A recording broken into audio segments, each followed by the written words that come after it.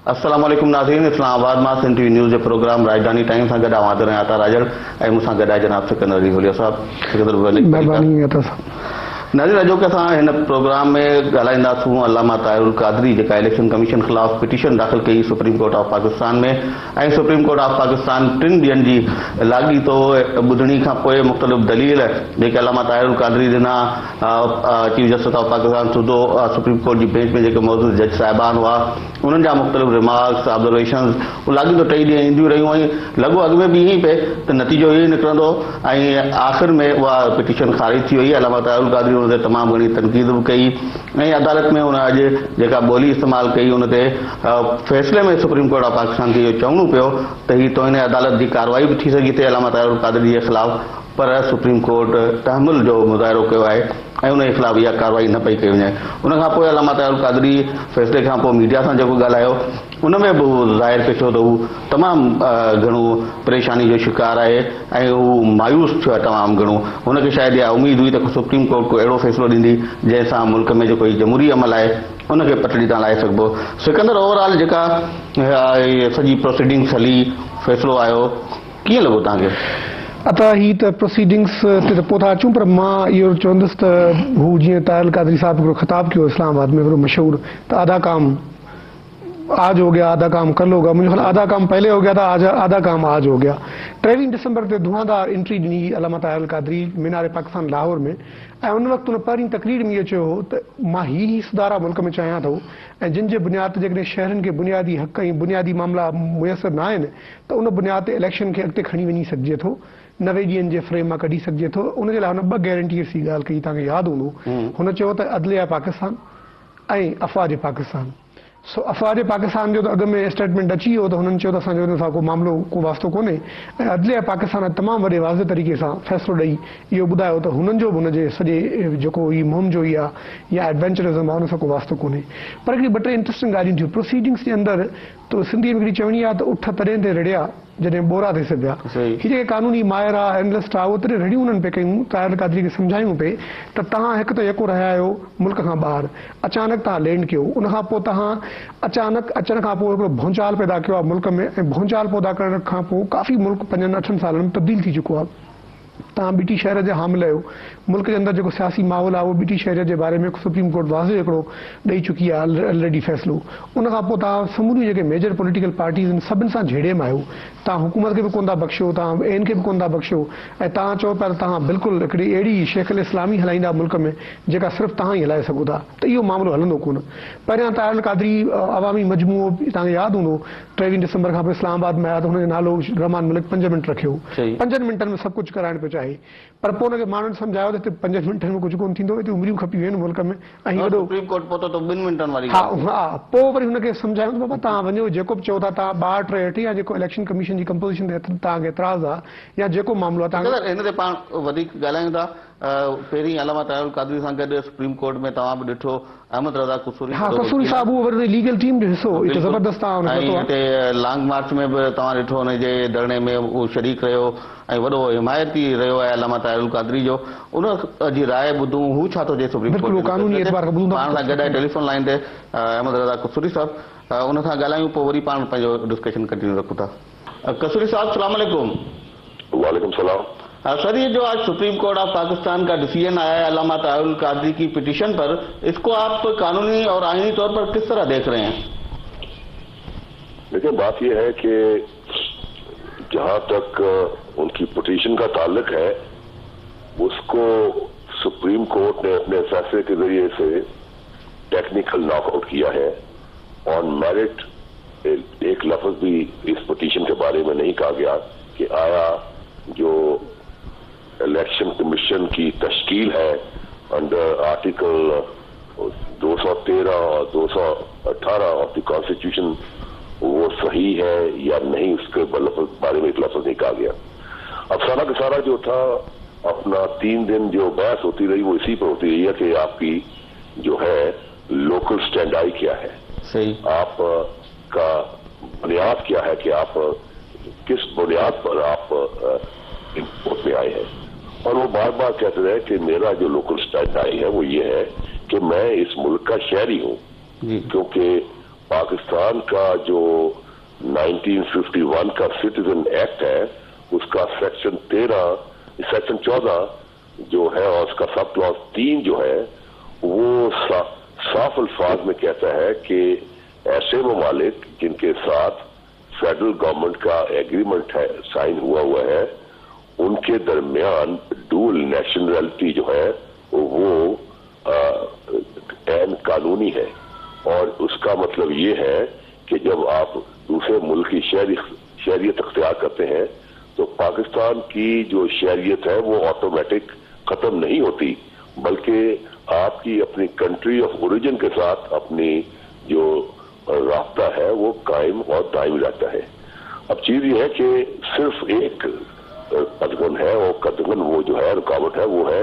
Election लड़ने पर parliament या सूबाई असेंबलियों के लिए, जिसके अंदर आर्टिकल 63(1)(c) के तहत कहा गया है कि अपना कोई शख्स जो कि who ceases to be a citizen of Pakistan, जो कि पाकिस्तान के शहरी नहीं रहा और किसी दूसरे मुल्क की उसने शहरियत अख्तियार कर ली है तो वो इलेक्शन नहीं लड़ सकता। अब चीज ये है कि ये जो डुअल नेशनैलिटी वाले हैं वो सीज तो नहीं हुए, वो सिटीजन जो है उन्होंने अपनी सिटीजनशिप को छोड़ा तो नहीं, वो तो कायम दायम है। तो ये उनका मौक़िफ़ था। उन्होंने कहा कि जनाब जब आइन जो है under article 51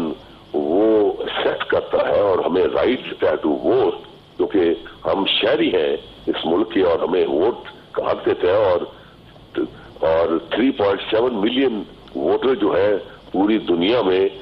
Pakistani abroad registered है जिन्होंने इस मुल्क की आइंदा आने वाली हुकूमत के लिए फैसला करना है। तो आप उनके बारे में ये कहें कि जनाब आपकी लोकल स्टैंड आई क्या है, आपका तशख्खुस क्या है, तो आप वो लोग जो कि अरब हाथ पे आप पाकिस्तान को भेज रहे हैं हर साल रेमिटेंस में, और जब भी यहाँ कोई सैलाब या जल्जला या कोई आफत आती है तो जिस तरह पैसा पाकिस्तानी अब्रॉड भेजते हैं अपने हम वतनों की मदद के लिए, वो तो आपके सामने बड़ी उसकी दरशिंदा मिसालें हैं। तो आपने उनको ये कहकर कि तुम्हारी जो है कोई हैसियत नहीं है और तुम पाकिस्तान के बी या सी कैटेगरी सिटीजन हो, आपने उनके तशख्खुस को बड़ा ही धचका बचाया है। और अब वो पाकिस्तानी अब्रॉड टेलीफोन आ रहे हैं, मुझे आए कई टेलीफोन जो मेरे दोस्त कि जनाब हमें तो आज पता लगा है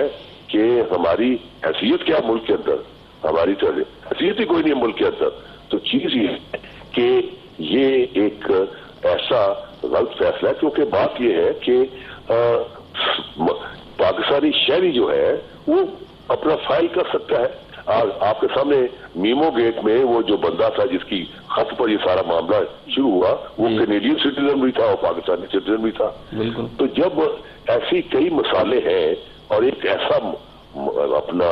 मुफक्कर और आलम दीन जो इसमें कि पाकिस्तान का इमेज दुनिया में एक सॉफ्ट इमेज को बिल्टअप किया है कि हेयर स्कॉलर जो कि बड़ा लिबरल और बड़ा मॉडरेट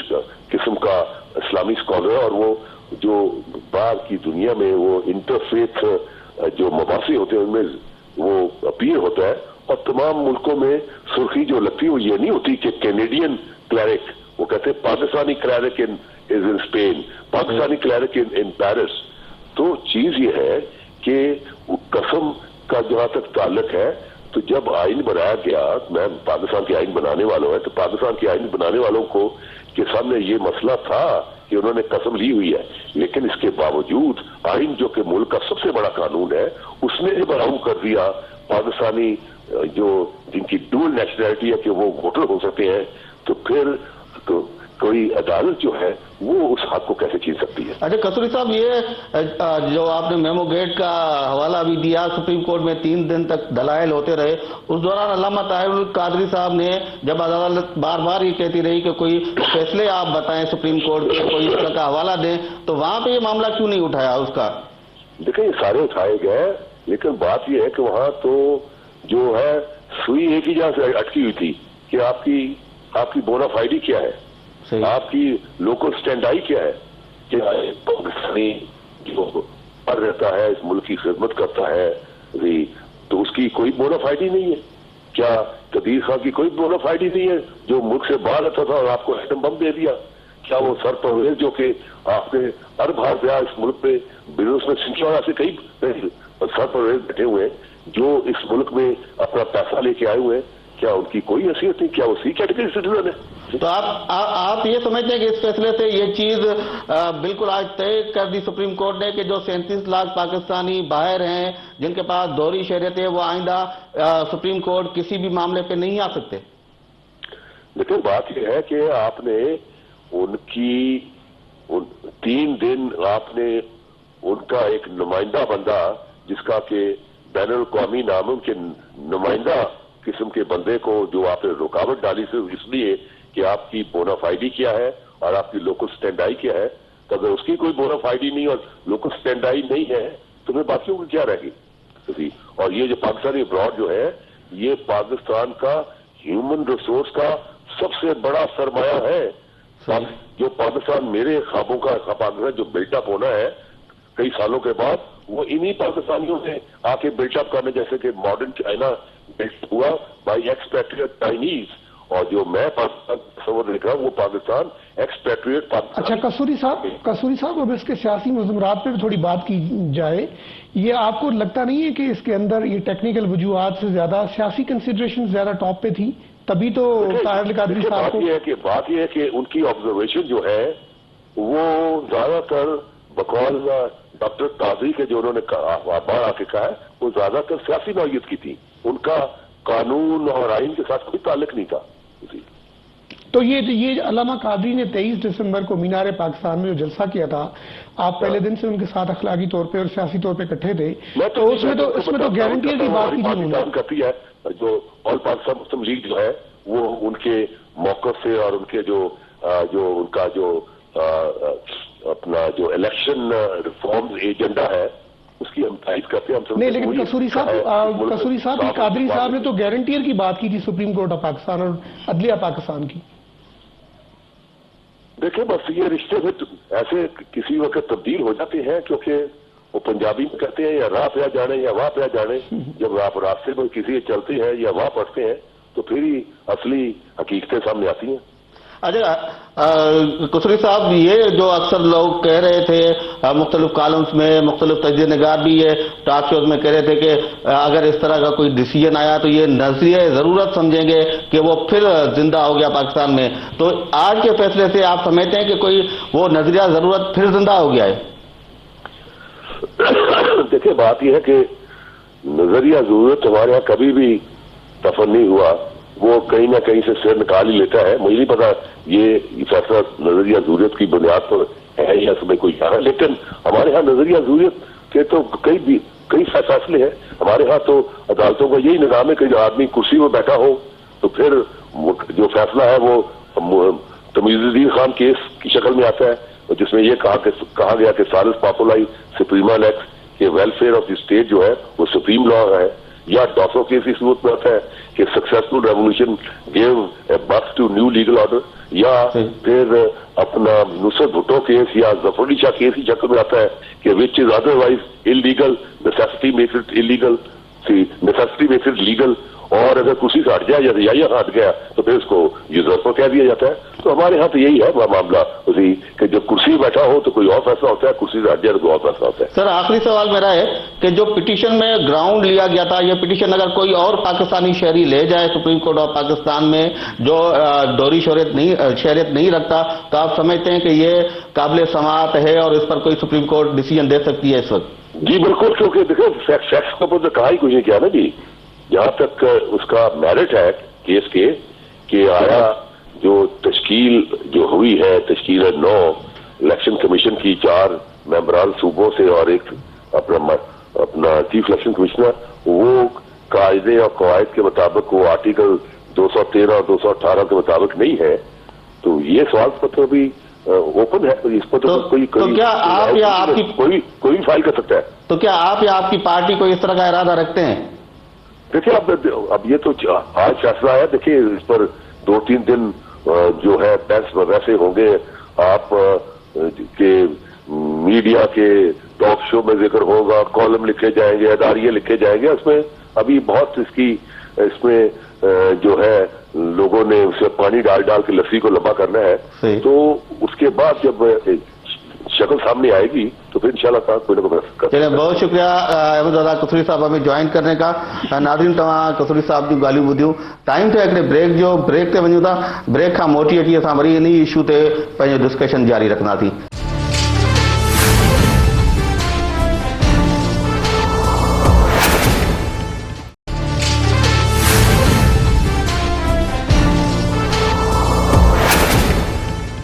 नाज़रीन प्रोग्राम में ॿीहर भलीकार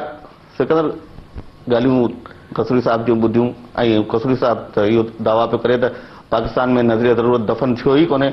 ऐं मुख़्तलिफ़ मौक़नि ते इहो उन केतिरा ई पुराणा बि हिकिड़ा हवाला ॾिना,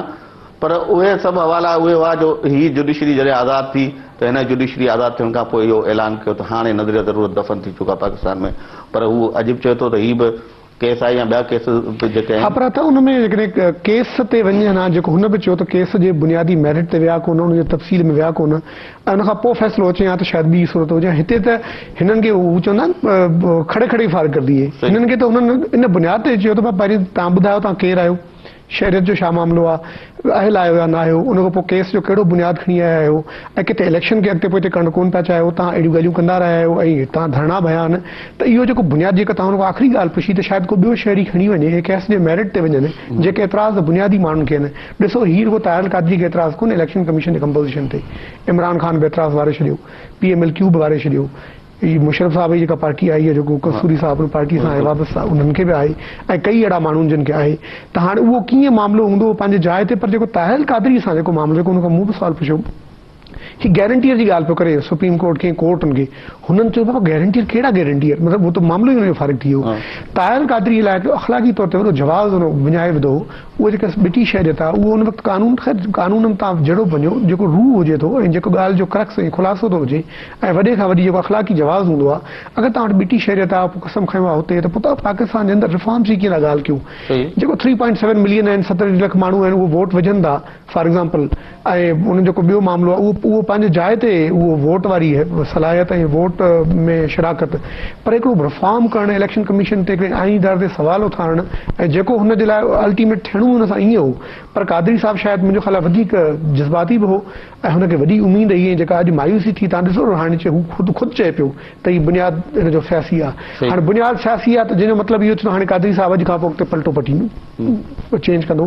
ऐं ज़ाहिर अॻ में क्यू सां ई मिलियो वेठो, इमरान ख़ान साहब हिननि जी अंडरस्टैंडिंग ई, त वरी हिकिड़ो माहौल ज़रूरु ठहंदो पॉलिटिकली. पर हाणे उहो कुझु 2-4 ॾींहं हुन में लॻाईंदा, 2-4 ॾींहं शायदि एतिरा न लॻनि, 2-4 कलाक ई लॻाईंदा सोच वीचार खां पोइ ॾींहं जे अंदरि सूरत वाज़ थींदी. जेका ॿी ॻाल्हि अहमद रज़ा कुसरी चई उहा इहो त 70 लख उहे जेके परॾे में रहंदड़ पाकिस्तानी आहिनि उहे हिन फ़ैसिले सां अमली तौर ते जहिड़ो कर इन हक़ खां महरूम थी विया आहिनि. तव्हांखे लॻे थो? ॾिसो हिननि जूं नियतूं जीअं सुप्रीम कोर्ट में थींदो रहियो त तव्हां डिसंबर में आयो, तव्हां फरवरी में अची हिनखे इलेक्शन कमीशन खे चैलेंज कयो था, उन सां गॾु धरना, पोइ सियासी हिकिड़ा जेके मफ़ाद या उनजा इरादा हुया, नियत हुई, त उहे सभु शयूं ज़ाहिर सुप्रीम कोर्ट में बहस हेठि आयूं. आम पाकिस्तानी जेको ॿाहिरि रहे थो उनजो जेकॾहिं को शिकायत आहे, ग्रीवेंसिस आहिनि, त सुप्रीम कोर्ट ज़ाहिर उनखे त ॿुधंदी न. अता ॻाल्हि इहा आहे त हुन में कई असांजा दोस्त आहिनि जिन खे सियासत करण जो शौक़ु आहे, मुल्क में अचनि था, पैसो भरण वटि आहे, ऐं 2-4 त मुंहिंजे ख़्याल सिटीज़नशिप छॾी पिया. ऐं जेको आम माण्हू बि चाहे थो, ॾिसो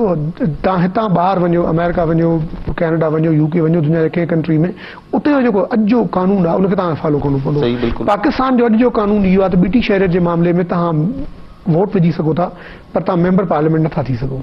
पर उहा बि 16 मुल्क जेको हाणे, हा, पर उहो 16 हुजनि या वटेवर, त उहो तव्हांखे फॉलो ज़रूरु करणो पवंदो कानून. हा, या त वरी ईअं आहे जेको अॼुकल्ह MQM ऐं पीपल्स पार्टी अंडरस्टैंडिंग हिन लाइ त आइन में तरमीम बि न घुरिजे, सिंपल मेजॉरिटी सां कानून पास करणो आहे, या तव्हां कानून तब्दील करे छॾियो, या त तव्हां उहे जेके ॿाहिरि वेठा आहिनि हिन वक़्तु रेमिटेंसिस जे फॉर्म में ऐं पैसे जे फॉर्म में वॾे खां वॾो कंट्रीब्यूशन ओवरसीज़ पाकिस्तानी जो आहे, या त हू ॿाहिरि अहिड़ो को मोह हलाइनि ऐं जेका कंहिं ताईं डोनर सां बि हुनखे इंटीग्रेट कनि, त पोइ बाद में उहो कानून तब्दील थिए. जी MQM जा माण्हू आहिनि, तव्हां ॾिठो त कुझु डिग्रीअ में विया, कुझु ॿिटी शहरियत में विया, घणे भाङे अक्सरियत मेंबरनि जी हुननि जी आहे, ऐं ॿियनि पार्टीज़ जी बि आहे जिन जो स्पेशली ॿाहिरि दुनिया सां वास्तो आहे, उहो त तव्हांखे करिणो पवंदो, या त कानून फॉलो कयो या कानून तब्दील कयो। जेसीं ताईं कानून आहे तेसीं ताईं तव्हां होल्ड नथा करे सघो, या त तब्दील कयो या उनखे फॉलो कयो। पर हाणे ही जेका सॼी तब्दील थियल सूरत हाल आहे, अल्लामा ताहिरुल क़ादरी थी वियो नॉकआउट,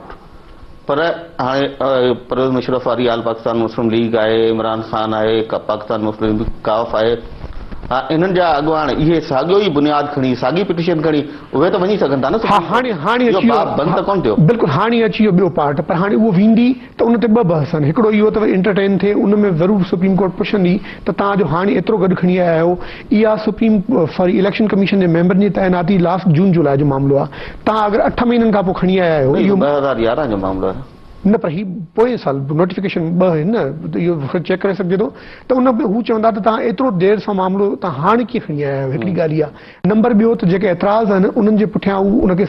सब्सटेंशिएट कंदा, त मसलन किन खे छोटी चूंड में एतिराज़ हो, किन जी नॉमिनेशन जो एतिराज़ हो, उहो त हिकिड़ो ॿियो पासो आहे, पर हू त चवनि था त बुनियादी उनजी जेका नॉमिनेशन जी मुक़ररी थी आहे ऐं जेका उते तकररी आहे, उहा ख़ुदि क्वेश्चनेबल आहे, उहो प्रोसेस फॉलो न थियो, त उनजे लाइ ज़रूरु हुननि वटि जवाबु हूंदो। पर उनजे बारे में जेको हुकूमती जेको मौक़िफ़ आहे, हुकूमत त चए थी कुझु नालनि जी बि, ऐं PMLN बि चए थी का नालनि जी प्रैक्टिस बि थियल हुई, कमेटीअ में डिस्कस बि थियो, ईअं न हो त हिकिड़ो नालो आयो, त हाणे इहो वरी ख़बर पवंदी उन वक़्तु, या जॾहिं इहो केस वरी इन तरह सां वञे ऐं इहा ॻाल्हि खुले, या वरी हिननि मां को माण्हू अचे ऐं उन ॻाल्हि खे खोले। पर तेसीं ताईं इहो रहंदो त सवाल ज़रूरु रहंदो, ऐं पोइ उन बुनियाद ते कोर्ट हिकिड़ो ॾेई सघे थी, जेको कोर्ट जे ऑब्ज़र्वेशन सां नोट कयूं असां बि नोट कयूंसीं, त हू इलेक्शन जे प्रोसेस खे अॻिते पुठि नथा करणु चाहिनि।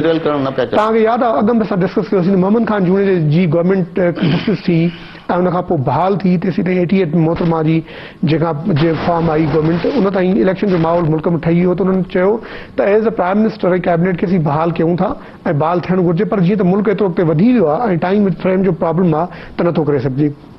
उन बुनियाद ते उहो ग्राउंड ठाहे कोर्ट इहो चई सघे थी त हिन वक़्तु जीअं त 2013 जे इलेक्शन जो माहौल हेॾो अॻिते हलियो वियो आहे, इलेक्शन कमीशन फॉर्म थी चुकी आहे, केयरटेकर बि अची वई आहे, या उन्हनि ॾींहंनि में जेका सूरत हाल हूंदी त उन बुनियाद ते हू अहिड़े क़िस्म जी का न का ऑब्ज़र्वेशन ऑप्शन आहे न सिकंदर, त जेकॾहिं उहो कोर्ट सम्झे थी त इहा आइनी जेको तरीक़ेकार हो, हियरिंग थियणी हुई, उहा न थी आहे, त उहा पार्लियामेंट खे वरी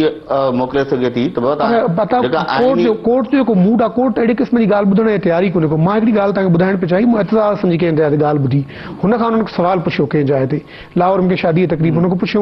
TV चैनल, त तव्हां छा था सम्झो ताहिरुल क़ादरी जी पिटीशन वई आहे, 3 ॾींहं पुराणी ॻाल्हि आहे, ऐं अॻियां हुन चयो त भई ताहिरुल क़ादरी जी पिटीशन वई आहे, हेॾां ताहिरुल क़ादरी आहे, हेॾां मियां नवाज़ शरीफ़ आहे, हुन चयो कंहिंखे सपोर्ट कंदा, हुन चयो सवाल ई न आहे जो ताहिरुल क़ादरी सां सपोर्ट थिए, मियां नवाज़ शरीफ़ खे थिए। त हिकिड़े तरफ़ त इहो पॉलिटिकल कंसिडरेशन बि आहे, तव्हां ॾिठो त बैकअप में हमेशह PMLN सां जुडिशरी रही आहे ईज़ी,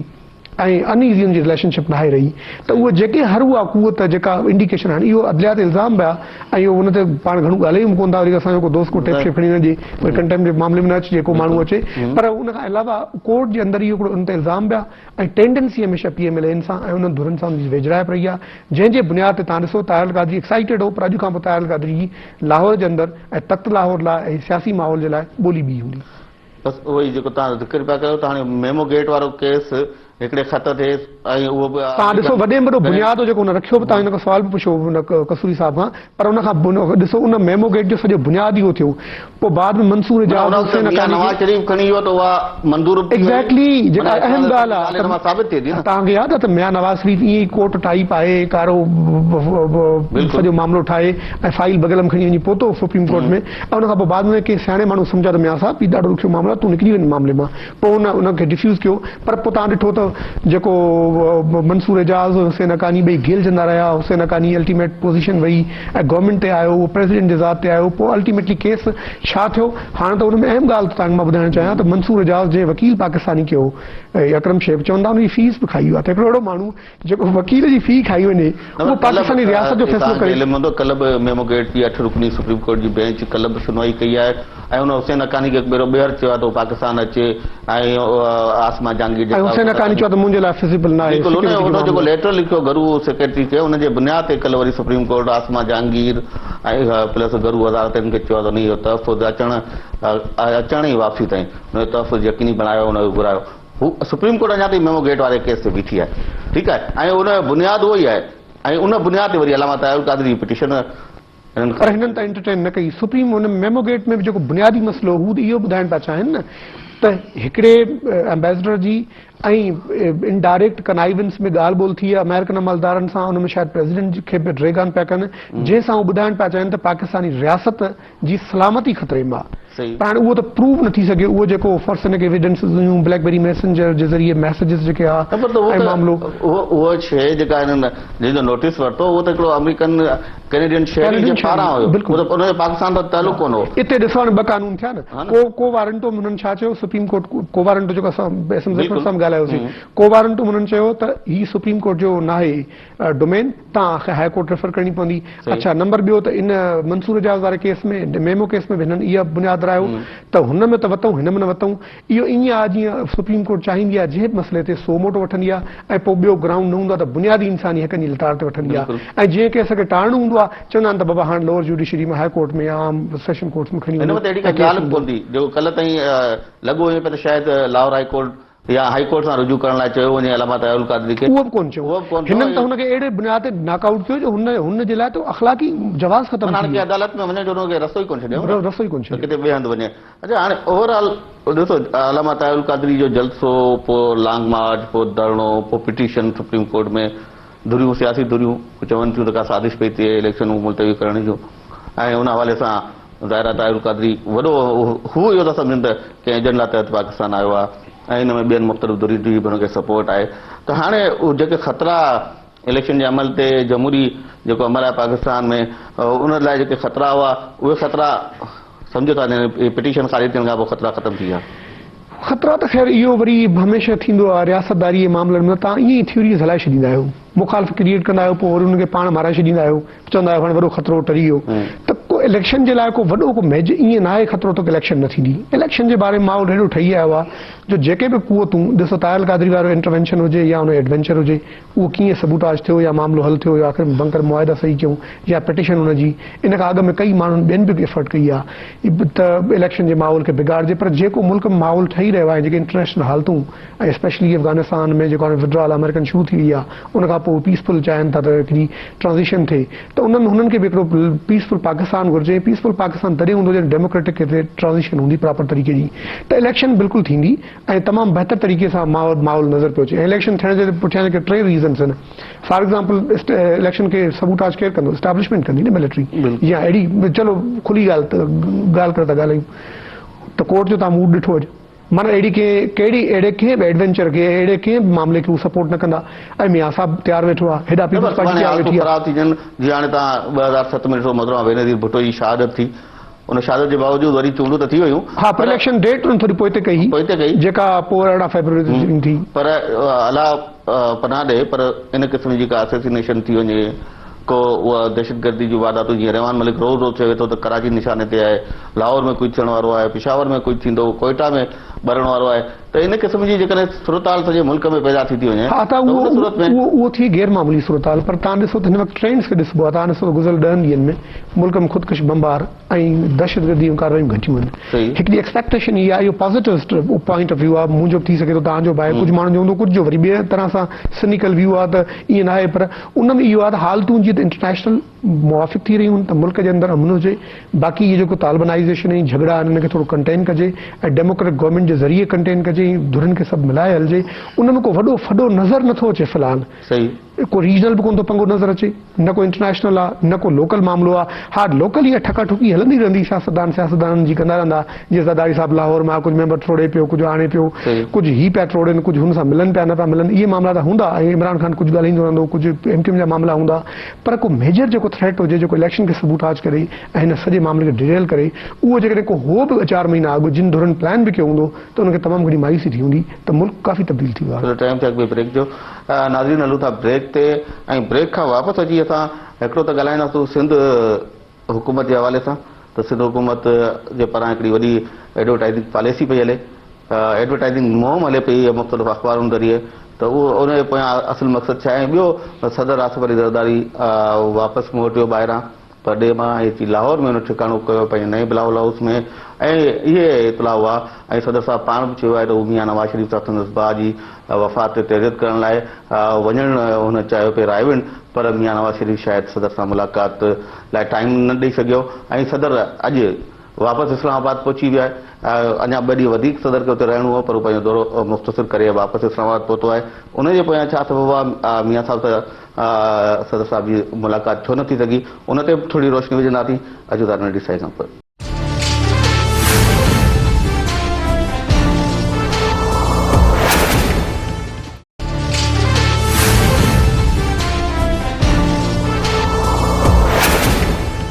हाणे ॻाल्हाईंदासूं सदर ज़रदारी लाहौर में मसरूफ़ियतूं हिकिड़ो त वॾी तनक़ीद थी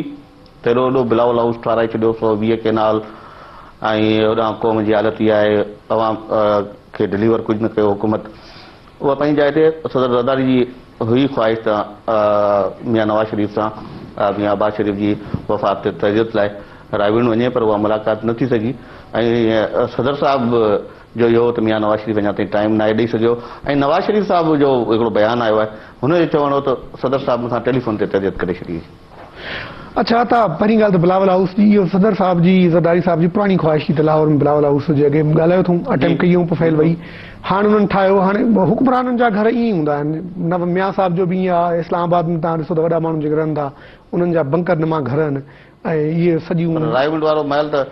वो तो पंहिंजी मिसाल हा पर उहो चवनि था टेक्नोलॉजिकली वरी हिनखे एज आहे हिन जे अंदरि जेका टेक्नोलॉजी आहे बॉम्ब प्रूफ ऐं बुलेट प्रूफ ऐं इम्पैक्टमेंट्स जेके आहिनि उहे हिन खां बहितर आहिनि ख़ैर उहो त उनजो मामिलो आहे ज़ाती उहे शायदि एतिरो अफोर्ड करे सघनि था या कंहिंखे चयो हूंदो नवाज़ शरीफ़ पारां सदर ज़रदारी सां न मिलणु छा इहो आहे त जेका इमरान ख़ान बार बार तनक़ीद कंदो रहियो त मुक़ाबिला ॿिनि वॾियुनि पार्टियुनि में थी न त उन में मियां साहिब जेका तव्हां ॻाल्हि कई मियां साहिब चए थो काफ़ी ॾींहंनि खां पोइ हफ़्तो 10 ॾींहंनि खां पोइ मूंखे ज़रदारी साहिब फ़ोन कई मुंहिंजे भाउ जी डेथ थी वई इहे फ़ोन ते ॻाल्हायोसि मूंखे मतिलबु तव्हां ॾिसो इहो जेको मणू पणू हूंदो आहे असां वटि बि ॻोठनि में बराड़नि में या शहरनि में या हर कल्चर जे अंदरि उनजी वॾी हिकिड़ी सिग्निफिकेंस हूंदी आहे कल्चर हवाले सां त उन में अगरि तव्हां टाइम ते पहुचो था त ॿी ॻाल्हि हूंदी आहे शायदि ज़रदारी साहिब उन वक़्तु करे आहिनि पर उन वक़्तु एॾो खफ़न में शायदि हूंदो प्रॉब्लम्स हूंदो को कॉल न वई या उन वक़्तु विज़िट न वई त पोइ हुननि खे लॻो त शायदि हाणे हू प्ले पियो करे सियासी हाणे प्ले कीअं पियो करे बिलावल हाउस जी एंट्री उनजी इनागुरेशन उन खां पोइ उते माण्हू टोड़नि ऐं हीअ बि टोड़े आहे ज़फ़र अली शाह सिंध में बि टोड़नि पिया पाइनि तौर ते त उन खां पोइ हिकिड़ो अजीब सियासी माहौल ठहियो ऐं मूंखे यादि आहे चौधरी शुजात टे ॾींहं बयानु ॾिनो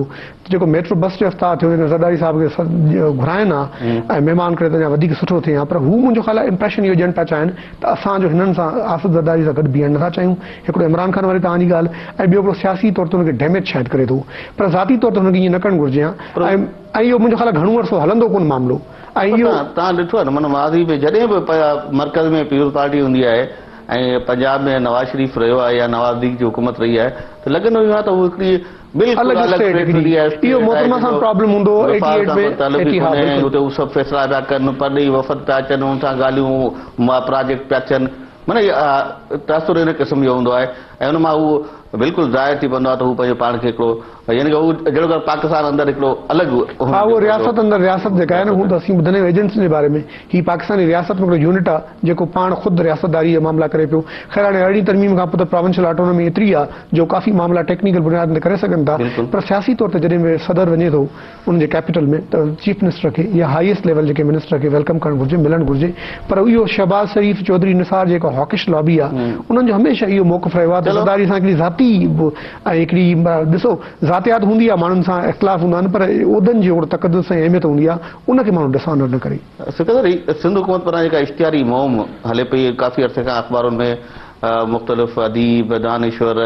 पर असां ॾिठो आहे त सवाइ आबदा परवीन जे बाक़ी को सिंधी ॻाल्हाईंदड़ इन्हनि इश्तिहारनि में असांखे नज़र कोन थो अचे कि वापारी बि आहिनि के मुख़्तलिफ़ ज़िंदगी तबक़नि सां तालुक़ रखंदड़ माण्हू आहिनि क्रिकेटर्स बि आहिनि त सिंध हुकूमत जा जेका तव्हां ॾाढी सुठी ॻाल्हि कई हुन में आपा ज़ुबैदा खां वठी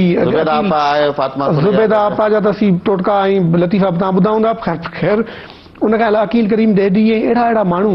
उन्हनि जे लाइ तमामु वॾो एतिराम आहे ऐं पर छा सिंध जे अंदरि अहिड़ा माण्हू कोन्हनि की शागिर्द उस्ताद एग्रीकल्चरलिस्ट ज़मीदार ॿिया माण्हू मुख़्तलिफ़ जेके शोबा आहिनि उन्हनि में न हाणे इहे सभु आहिनि ॾिसो हाणे मोहम्मद इब्राहिम जोयो सोबो ज्ञान चंदाणी या इन क़िस्म जा जेके असांजा दानिश्वर आहिनि या असांजा फ़नकार आहिनि सिंधी फ़नकार आहिनि उहे या असांजा तइलीमदान आहिनि या असांजा मुख़्तलिफ़ वापारी माना सिंध में वापार वारे हर तबके जो माण्हू थिए थो, तमामु वॾा हा। आहिनि पिया आहिनि उन्हनि तां को हिकिड़ो माण्हू अहिड़ो कोन्हे जेको सिंध हुकूमत जी हिमायत में ॻाल्हाए या शायदि पोइ वरी उन्हनि जी एतिरी वैल्यू कोन्हे सिंध हुकूमत जी इहो साम्हूं। असां ख़बर न आहे त उन्हनि इहा कैंपेन डिज़ाइन कीअं कई आहे ऐं कैंपेन डिज़ाइन ज़ाहिर आउटसोर्स कई हूंदी या छा कयो हूंदो, जेको बि हुननि जो मामिलो पंहिंजी जाइ ते। पर इहो जेको सिंध जो इंफॉर्मेशन मिनिस्टर आहे शर्जील मेमण या हुनजी जेका टीम आहे हुनखे सोचणु ज़रूरु घुरिजे हा त इहो बैलेंस रखिजे। असां वटि बि हर तबके जो माण्हू आहे, उन्हनि जूं तमामु वॾियूं कामयाबियूं बि आहिनि, उहे उस्ताद हुजनि शागिर्द हुजनि या मुख़्तलिफ़ तबका आहिनि, इंजीनियर आहिनि, डॉक्टर्स आहिनि, प्रोफेसर्स आहिनि, उन खां अलावा ही जेके अॻु में ज़िक्र कयो ज़रई माहिर आहिनि ऐं मतिलबु कई तरह जूं हुन में एक्टिविटीज़ ऐं कई कामयाबियूं। इहो ज़रूरी न आहे त रुॻो पीपल्स पार्टी जे साराह में ढुक भरजनि या उनजे हक़ में ॻाल्हाइजे। हिन 5 सालनि दौरान कुझु कम अहिड़ा थिया हूंदा जिन ते तनक़ीदूं आहिनि, मसला आहिनि, पर तमामु बहितर कम बि थिया हूंदा। उहे कम जेके हिन वक़्तु हलिया विया आहिनि, हुननि जे प्रोजेक्शन न हुजण जे करे ऐं प्लानिंग न हुजण जे करे कंहिं कॉर्नर में उन्हनि खे उतां जीआरे तरीक़े सां करे सघनि था, उन कैंपेन खे बहितर बणाए सघनि था। पर उहो बैलेंस एथनिक बि हुजे, पर्सनैलिटीज़ जो बि हुजे। हाणे रुॻो तव्हां हलाईंदा कमु ईअं त पोइ इहो लॻे ईअं थो त मतिलबु खाना मसमियत थी लॻे न ऐं लॻे थो त को हिकिड़ो प्री प्लान इन मथां हिकिड़ो ॿ टेक्निकल मसला थिया आहिनि। हिकिड़ो त इलेक्शन कमीशन ऑफ पाकिस्तान बि बैन कयो त तव्हां लीडर्स जा उन ते फोटो न हणो। उन सां प्रॉब्लम इहो पियो आयो जो पार्टी प्रोजेक्शन जो इशू हो, ज़ाहिर उनखे बि उन्हनि थोरो कंट्रोल कयो। हाणे उहो अॼुकल्ह कोन था अचनि, पर जेका बि हुकूमत आई हाणे रिसेंटली वरी विच ते तनक़ीद कंदी PMLN तमामु घणी पीपल्स पार्टीअ ते, स्पेशली सिंध हुकूमत जे हिन इश्तिहारी मुहिम ते, हुन खां अॻु में बि जेके हलंदा रहिया आहिनि मामला, स्पेशली बेनज़ीर सपोर्ट प्रोग्राम वग़ैरह वग़ैरह ते। पर इहे जेको मेट्रो बस हुननि लॉन्च कई, तव्हांखे यादि आहे, उहो वॾो फनफेयर थियो। इस्लामाबाद मां सॼे मुल्क मां उन्हनि वॾा जर्नलिस्ट घुराया, माण्हू घुराया, 5 स्टार होटल में बि रहिया, उन्हनि जो मिलियंस में ख़र्चो थियो। त इहो हिकिड़ो पाकिस्तान में ट्रेंड आहे हमेशह त पंहिंजे तरीक़े सां मुहिम हलाइबी। उहे आया, हाणे मेट्रो बस जा इश्तिहार घटि पिया अचनि हाणे, बल्कि उहे इश्तिहारनि जी जेका क़ीमत आहे उहा महीनो जेको मुफ़्त माण्हू सफ़र कंदा लाहौर में, उनखे उन बेनिफिट हूंदो पंहिंजी जाइ ते। त हिननि खे डिज़ाइन करणु घुरिजे, उनजे अंदरि नवाण हुजे। पर इहो पहिरीं ॻाल्हि इहो त इनखे इन तरह सां इहो जेको इहो हिकिड़ी बूंदी तरीक़े सां हलाइनि पिया, इनखे प्रॉपर डिज़ाइन करे सघिजे थो। अच्छा, उन खां पोइ उन में नवाण आणे सघिजे थी, माण्हू उन में एड करे सघजनि था ऐं लॻे त माण्हुनि खे लोकल गवर्नमेंट त पीपल्स पार्टी ते तनक़ीद आहे सिंध में। ॿियनि ॿिया कम अहिड़ा आहिनि, तव्हां ॾिसो वतन कार्ड, बेनज़ीर कार्ड, प्रॉब्लम्स आहिनि माण्हुनि खे, न मिलिया, ही न थियो, ही न थियो, पर माण्हुनि में नौकरियूं मिलियूं, तनक़ीद आहे उन्हनि ते, इल्ज़ाम बि आहे त पैसनि ते मिलियूं, तरक़ियाती तनक़ीद बि आहे, इल्ज़ाम बि आहे त पंहिंजे माण्हुनि खे मिलिया। पर कंहिं न कंहिं फॉर्म में सर्विसिस आहिनि जिन जे बारे में स्पेशली उहे माण्हू ॻाल्हाए सघनि था, वॉइसलेस माण्हू जिन जो वॉइस कोन्हे को, या ज़रूरी थोरे आहे त इहे इश्तिहारी मुहिम जे अंदरि वॾियूं पर्सनैलिटीज़ हुजनि। कॾहिं कॾहिं को आम माण्हू जेको वॉइस न आहे, कंहिंजी का अहमियत न आहे, पर उन मां हिकिड़ो न्यूज़ सेंस, न्यूज़ वैल्यू या हिकिड़ो पॉलिटिकल सेंस, पॉलिटिकल वैल्यू निकिरे थो, उहा ॻाल्हि थी सघे थी। सिंध में असां चऊं था त बोर्ड ठहियल अञा ताईं रोडनि ते आहिनि, ॿिया मसइला आहिनि, उड़ी जी वबा आहे, सिंध में रोड तबाह थिया पिया आहिनि जेके बोर्ड में बरसातुनि में थिया। ही लखें करोड़े रुपयनि जा तव्हां इश्तिहार पिया हलायो ऐं जिन जो को मक़सदु बि कोन्हे। इहो पैगाम छा, जेके माण्हू चवंदा सिंध हुकूमत हीअं करे छॾियो, उन कहिड़ो पैगाम? मुंहिंजो ख़्याल आहे त अहिड़ी इश्तिहारी मुहिम सां हुननि खे हिकु वॾो फ़ाइदो ॾिसो, जेकॾहिं फ़ाइदो इहो आहे त वोटर खां सपोर्ट वठणी आहे, उहा त इश्तिहार ते मिलंदी कोन्हे। उहा वोटर पंहिंजे बेनिफिट सां मूव कंदो आहे, पॉलिटिकल सपोर्ट वठणी आहे त उहा पंहिंजे तरीक़े सां मिलंदी आहे। हा, इश्तिहारनि में इहो थींदो आहे जो मीडिया जा जेके सेगमेंट्स आहिनि, इलेक्ट्रॉनिक आहे, प्रिंट आहे, उनखे फ़ाइदो ईंदो आहे, ओपिनियन ठाहिण में हेल्प कंदा आहिनि, ॿियूं इल्ज़ाम तराशियूं बि आहिनि, मामला बि हूंदा आहिनि उनजा प्रेस सां, सहाफ़ियुनि सां ऐं मीडिया सां। पर ओवरऑल जेकॾहिं तव्हांजो इम्प्रेशन इहो आहे त माण्हूअ खे ॿुधाइणो आहे, त माण्हूअ खे ॿुधाइण जो माण्हूअ जे ॿोलीअ में वधीक ज़रियो हुजणु घुरिजे, बनस्बत न की त हिकिड़ो माण्हू जेको वेठो आहे शीशे जे महल में, उहो पियो ॿुधाए हिकिड़े माण्हूअ खे जेको वेठो आहे झूपड़ीअ में, त तुंहिंजी हीअ सुठी शइ आहे, हू पियो हुनखे ॿुधाए। त मतिलबु इहो हिकिड़ो बैलेंस आहे जेको दुनिया में वॾियूं वॾियूं इश्तिहारी कैंपेन्स जेके आहिनि, ऐं दुनिया सॼी में कैंपेन्स जेके डिज़ाइन थींदियूं आहिनि, उनजे अंदरि तमामु वॾो आइडियाज़ हूंदा आहिनि, क्रिएटिव फैकल्टीज़ हूंदियूं आहिनि, उनजे अंदरि मैसेज बि ईंदो आहे, कंटेंट बि ईंदो आहे, उन खां पोइ उनजी कवरेज खे बि ॾिसंदा आहिनि। त मुंहिंजो ख़्याल इहो को बैलेंस हिनखे रखणो पवंदो ऐं ईअं अंधाधुंध। त आख़िरी मिंट आहे प्रोग्राम जो। भारत जो वॾो शाइर आहे गुलज़ार, उहो आयो पाकिस्तान, लाहौर में 2 ॾींहं हो, पंहिंजो अबाणो शहर दीना ॾिसणु आयो ऐं हुनजो प्रोग्राम हो अॼु कराची पहुचण जो। ऐं कराची में हिकिड़ो वॾो प्रोग्राम रिथियल हो जंहिंमें असांजो दोस्त हसन दर्द, उन ते बि हिकिड़ो सेशन हो ऐं हुते गुलज़ार खे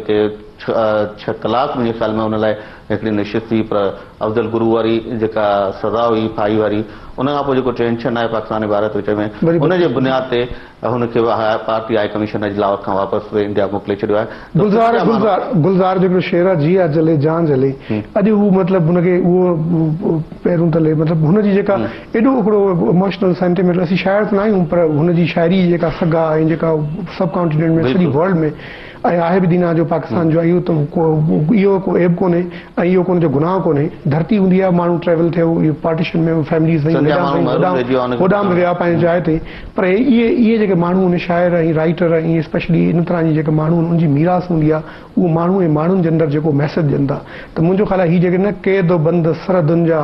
ऐं बॉर्डर्स जा ऐं अलाह करे को हुन में का बहितरी अचे, पर मतिलबु तमामु घणो ॾुख थियो अॼु। इहे त वेझड़ा ई पाणींदा आहिनि ॿिनि मुल्कनि में ऐं आंदी आहे मुंहिंजे ख़्याल गुलज़ार जहिड़नि माण्हुनि ऐं जेके पाकिस्तानी सिंगर्स आहिनि, पाकिस्तानी शाइर आहिनि ऐं जेके इंडिया जे अंदरि सिंगर्स आहिनि, इंडिया जा शाइर आहिनि, सियासतूं पंहिंजे जाइ ते, एजेंसियूं पंहिंजे जाइ ते, जहिड़ा पंहिंजे जाइ ते, पर हिननि जो पैगाम त हिकिड़ो आफ़ाकी लाफ़ानी हूंदो आहे ऐं हुनजो उन में वॾी ताक़त हूंदी आहे। मुंहिंजो ख़्याल रोकणु न खपे ऐं लिटरेरी फेस्टिवल हो कराची में उॾाम वञिणो हो, ऐं गुलज़ार ख़ुदि मतिलबु हुनजो नालो खणण सां जिन माण्हुनि हुनजी शाइरी ॿुधी आहे, फिल्मूं ॾिठियूं आहिनि, त मतिलबु माण्हू खे ईअं करंट थोरी ईंदो आहे जिस्म में, त एॾे वॾे माण्हू सां मतिलबु लिटरली ॾाढो ॾुख थियो। तव्हां ठीकु ॻाल्हि कई हिन एंड ते। चलो वरी महिरबानी सिकंदर। नाज़रीन, अल्लामा ताहिरुल क़ादरी जी पिटीशन जेका आहे उहा ख़ारिज थी सुप्रीम कोर्ट ऑफ पाकिस्तान मां। ॾिसूं जेके ॿियूं धुरियूं जेके अल्लामा ताहिरुल क़ादरी खे सपोर्ट करे रहियूं हुयूं ऐं जिन वटि बीठी शहरियत बि कोन्हे, जिन माण्हुनि वटि, उहे ॿीहर इहा साॻी पिटीशन खणी सुप्रीम कोर्ट वञनि था या न। ऐं ॿियो जेके ख़दशा आहिनि ईंदड़ इलेक्शन जे हवाले सां, सियासी सेटअप जे हवाले सां, जमहूरियत जे तसलसल जे हवाले सां, उन्हनि ख़दशनि जे उहे ख़दशा केतिरे हद ताईं सही साबित थींदा उहो त अॻिते हली ख़बर पवंदी। पर हाणे इंतज़ारु इन ॻाल्हि जो आहे त छा साॻी ताहिरुल क़ादरी साहिब वारी पिटीशन का बि दुर खणी ॿीहर सुप्रीम कोर्ट जो दर खड़काए थी या न। सुभाणे ताईं असांखे ॾींदो इजाज़त। सुभाणे कंहिं नए मौज़ूअ सां असांखे टाइम ते ॿीहर मिलंदासूं।